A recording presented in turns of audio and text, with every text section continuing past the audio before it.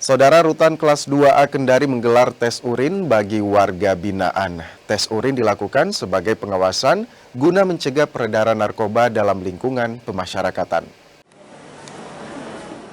Pelaksanaan tes urin bagi warga binaan ini dilakukan Rutan Kelas 2A Kendari, Sulawesi Tenggara.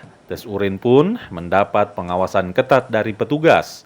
Tes urin dilakukan 2 kali dalam sepekan dan dilakukan langsung oleh klinik Rutan Kendari. Tes urin sebagai bentuk pencegahan penyalahgunaan narkotika dalam rutan.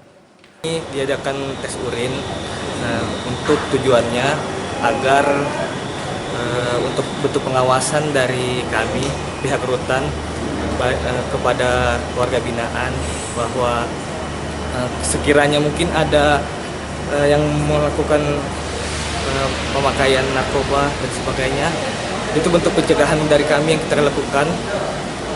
Selain itu, kami juga melakukan itu kepada pegawai selama 2 kali dalam sebulan. Jumlah warga binaan di Rutan Kendari, Sulawesi Tenggara mencapai 700 orang lebih dan didominasi kasus narkoba. Silvian Sakia, Kompas TV Kendari, Sulawesi Tenggara.